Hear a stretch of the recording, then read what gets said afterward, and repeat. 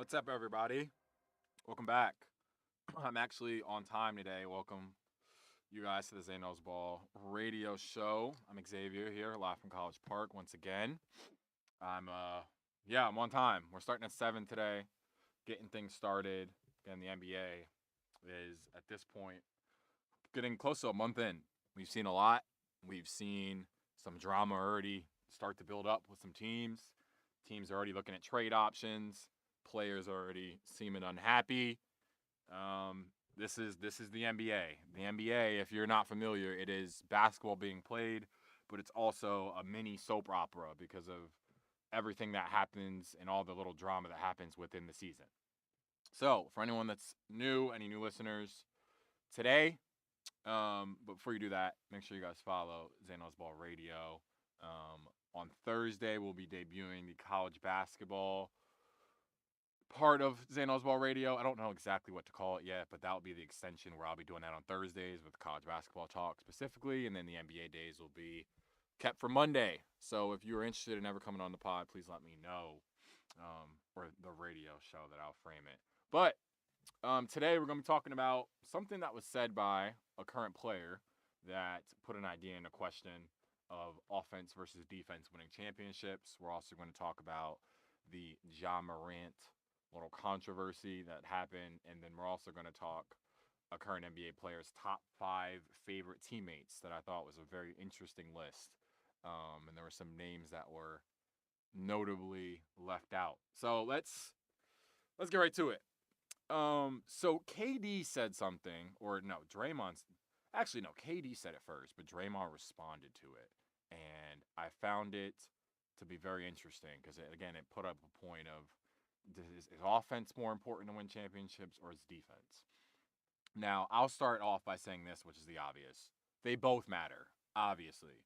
Now, what everyone's going to say is, well, you've got to have a top 10 offense and a top 10 defense to even be considered. It's what Draymond said.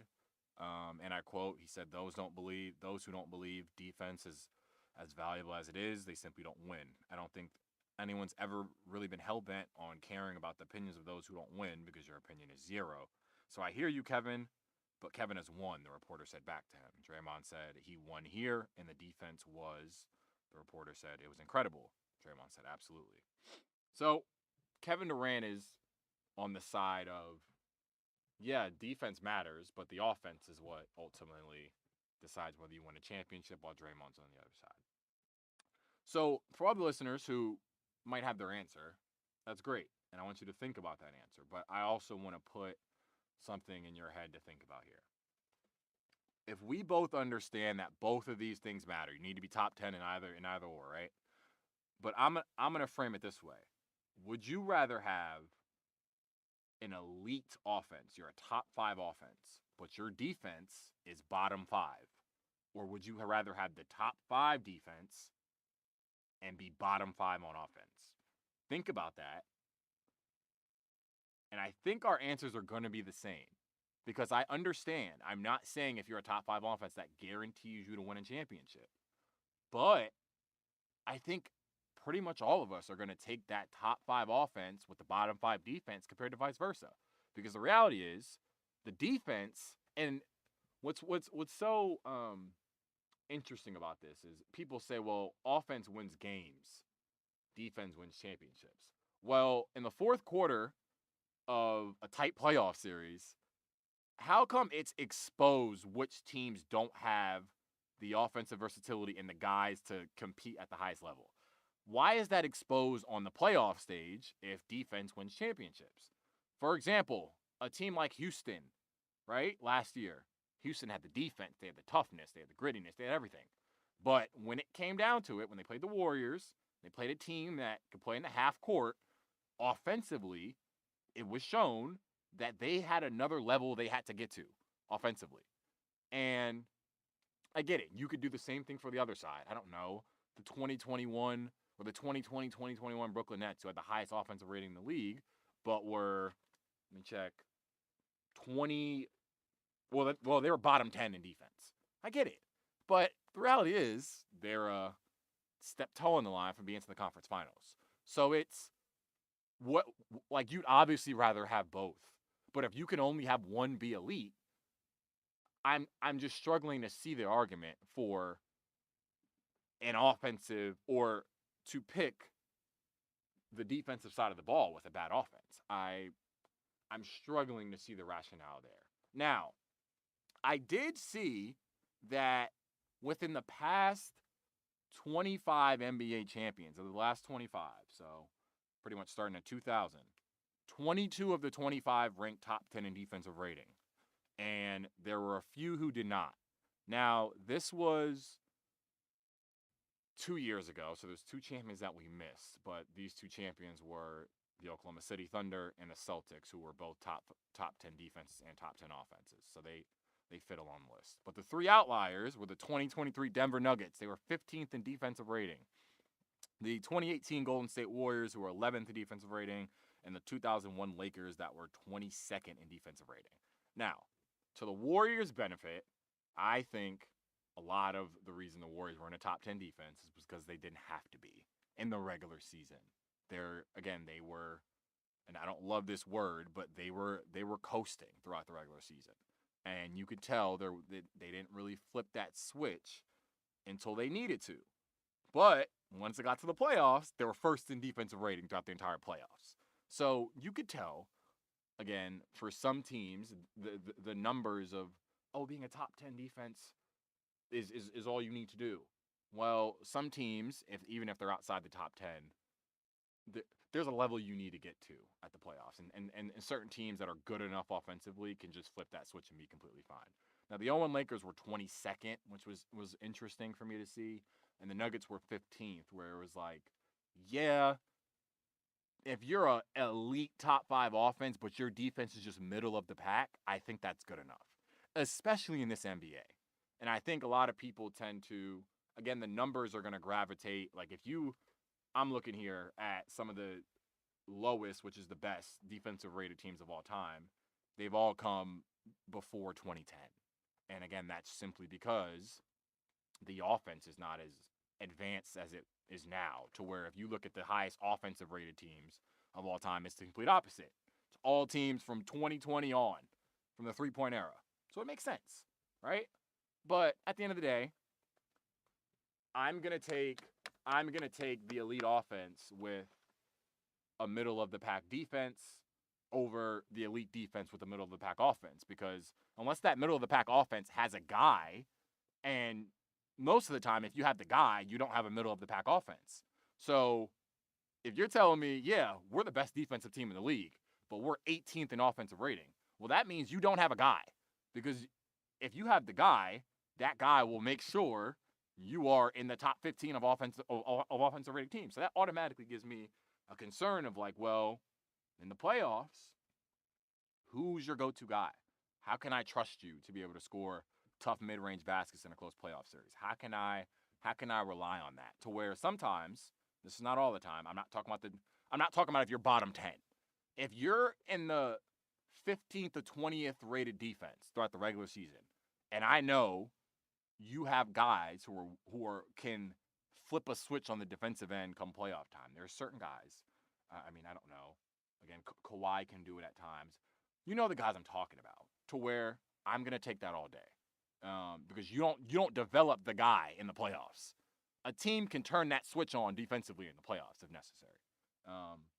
Not if you're the 2020 Nets, who are a historically bad defense, or some of these other teams. But you get the point.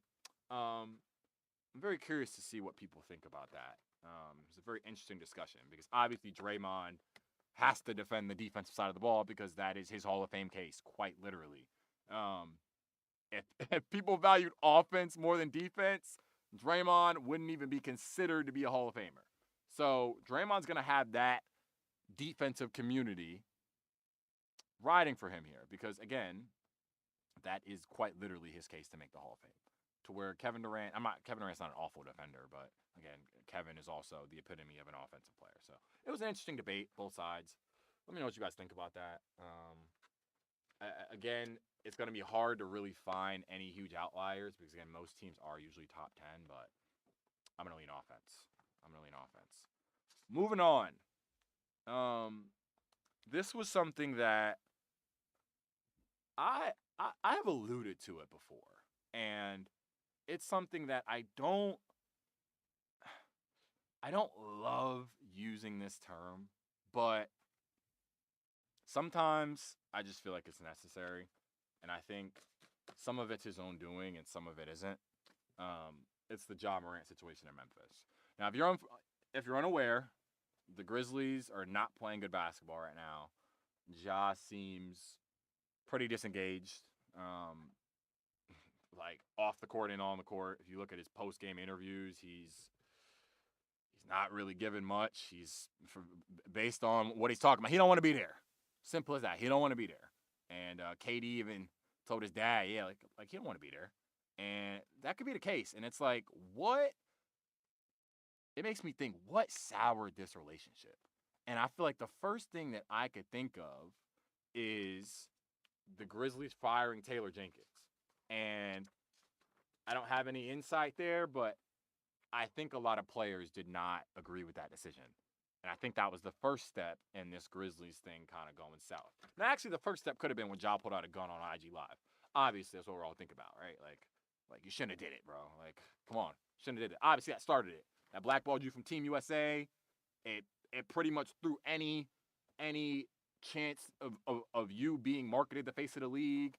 And now you come out a few weeks ago and you're like, well, I didn't really want to be the face of the league. Of course the person who gets caught doing some dumb shit like that don't want to, like, never wanted to be the face of the league. I don't want to hear that, Ja. Because you were on the ant trajectory. You were on the ant trajectory 2 years from now when it was you and Dylan and y'all was doing the dance and everything. Like, you was on that trajectory, Ja. People thought of you that way. And you ruined it.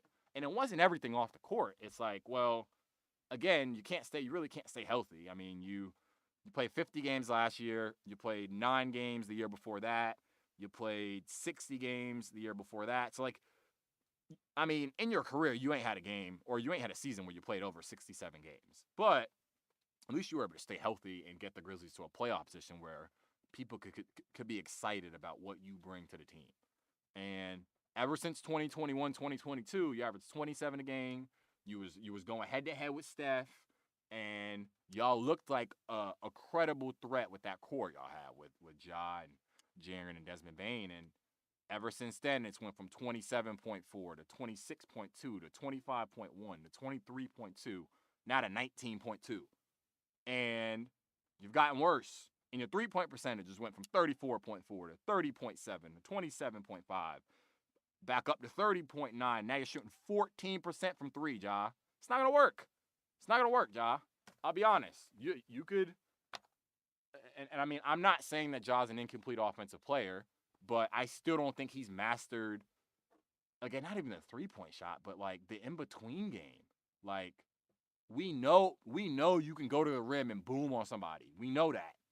We know you have the explosive finishes. We know. But if you're not going to be a league average three-point shooter, you got to have a mid-range. Or in the playoffs, when teams just don't guard you, you can't make them pay, Ja. You can't. We saw it against the Lakers. You can't make them pay. Like, you're not going to be able to get to the lane every single time and rely on that. And obviously, you could speak to the injury side of things, right? And that's not even really when I get in. That's not what I want to get into because you can't control it.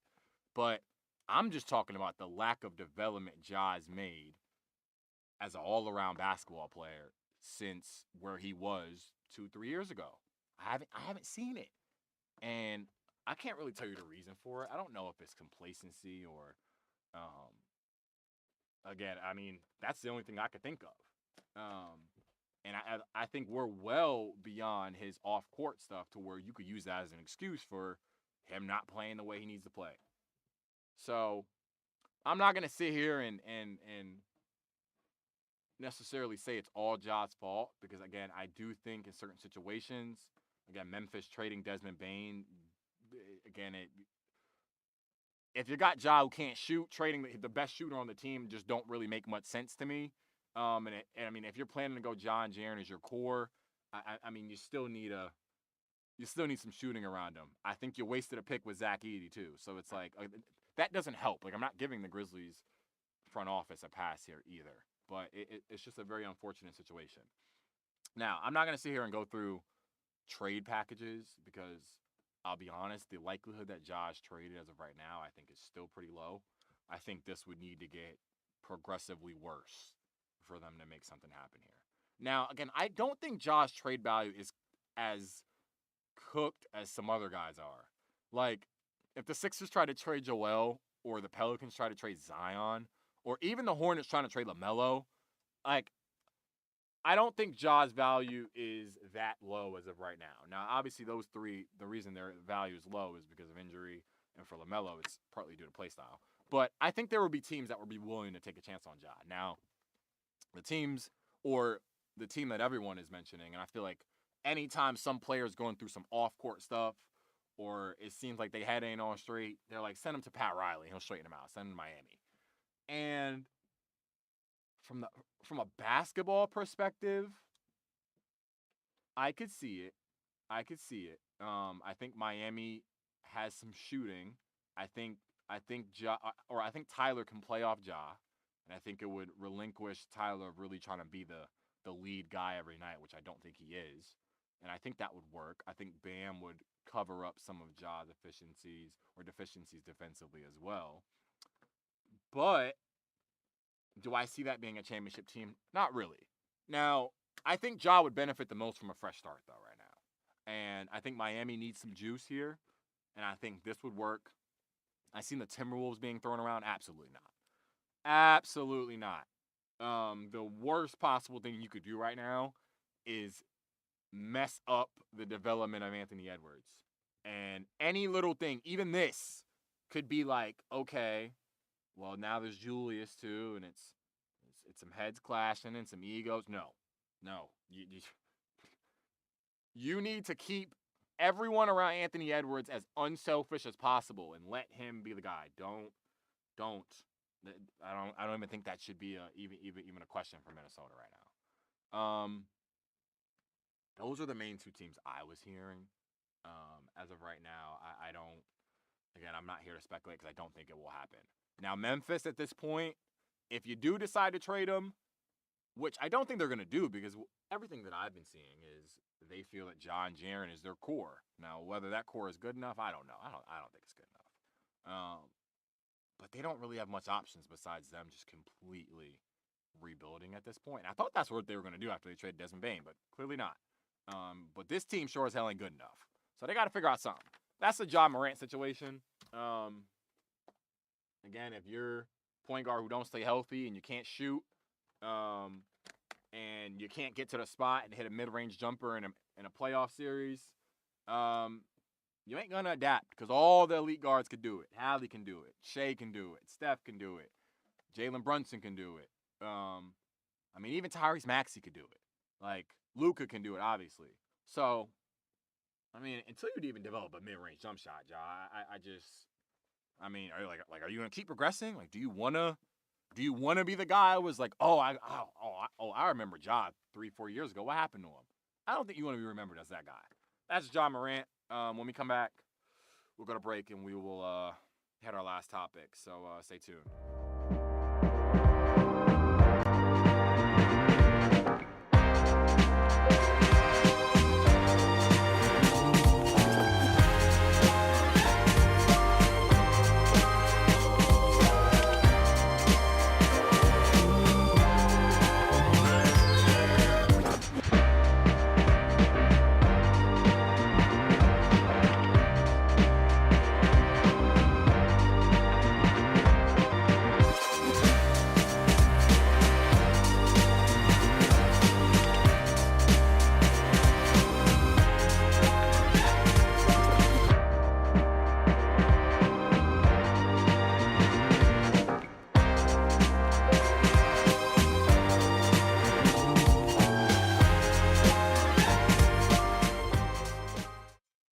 Welcome back to the Zaynos Ball Radio. Anyone who's just checking in, you can scroll back. We talked offense versus defense winning championships based on the Draymond and KD little back and forth that happened earlier.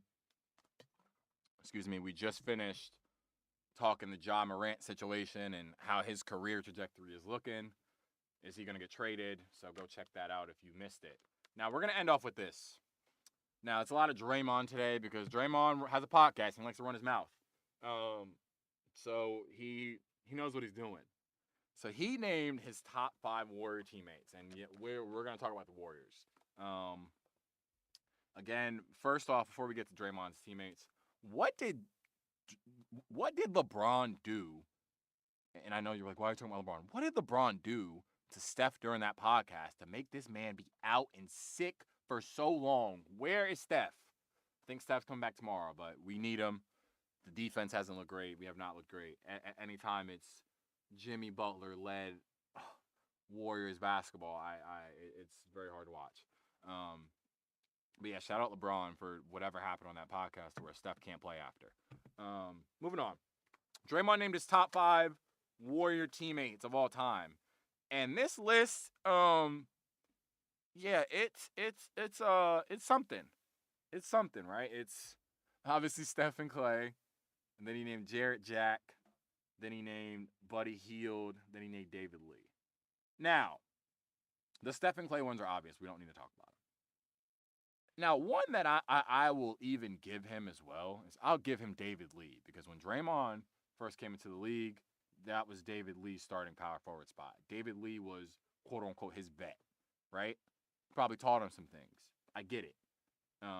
David Lee was a very tough player, right? He took rebounding. He was a very gritty guy, and so I could get that. He played right behind him. I get that. But Buddy Hield.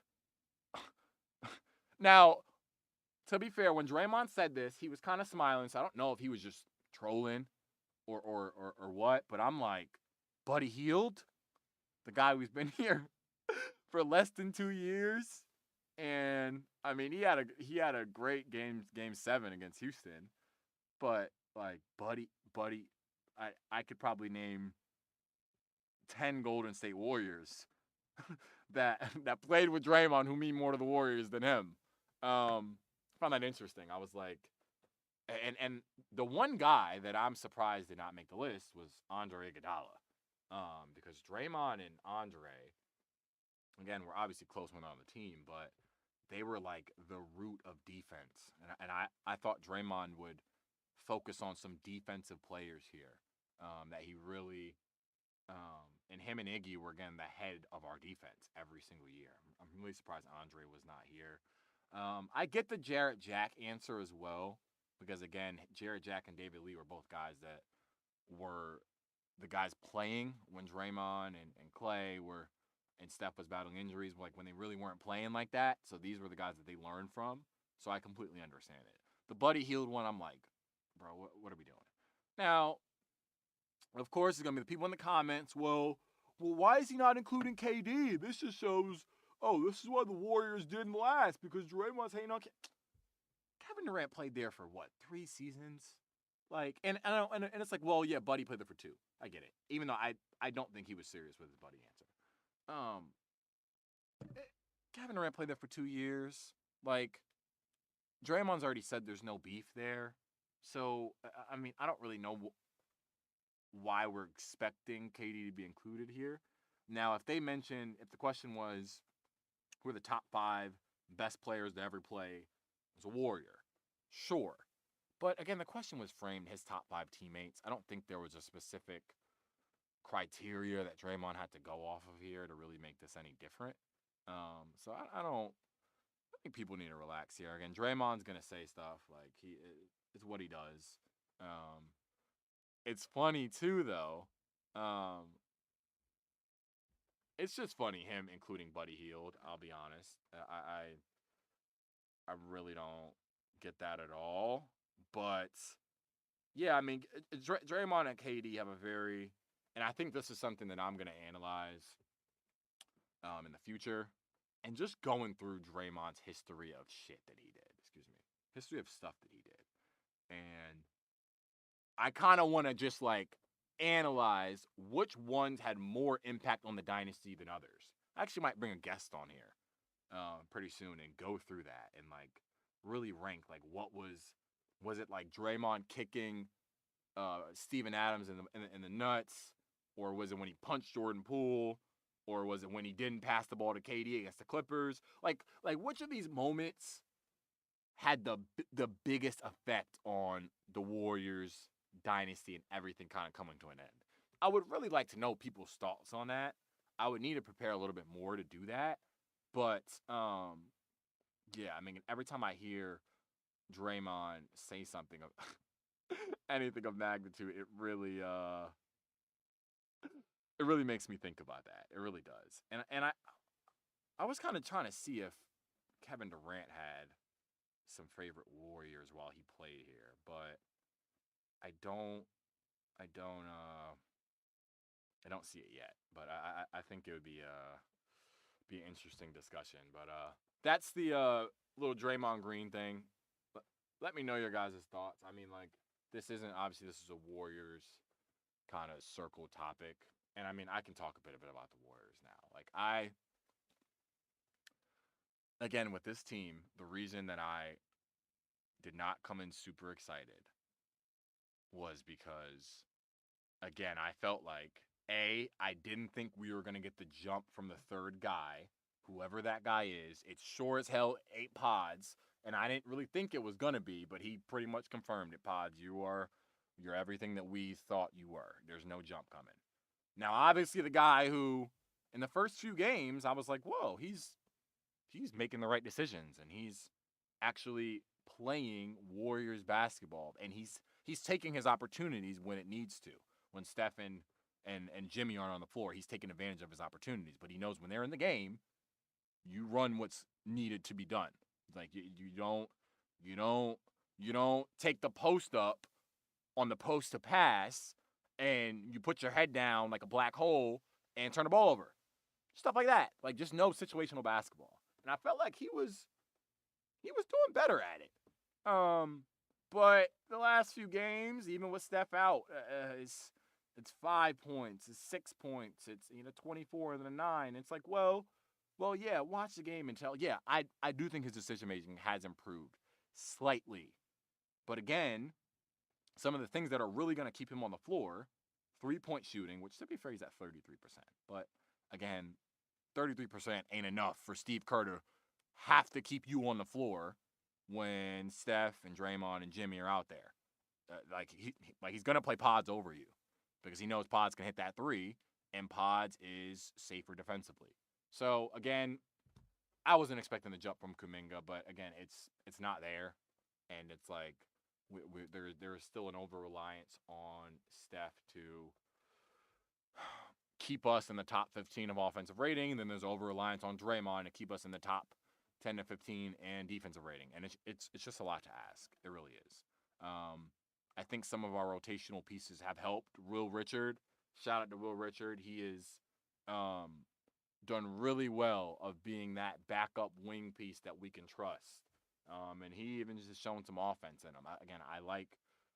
I've liked what I've seen from him. Obviously, I need to see him in some more higher leverage games, but shout out Will Richard.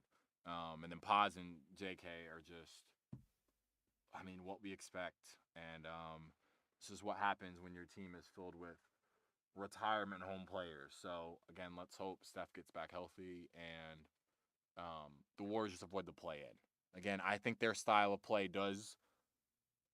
I always like the Warriors in April more than I do in October and November. It happens every year. It's just how they're built.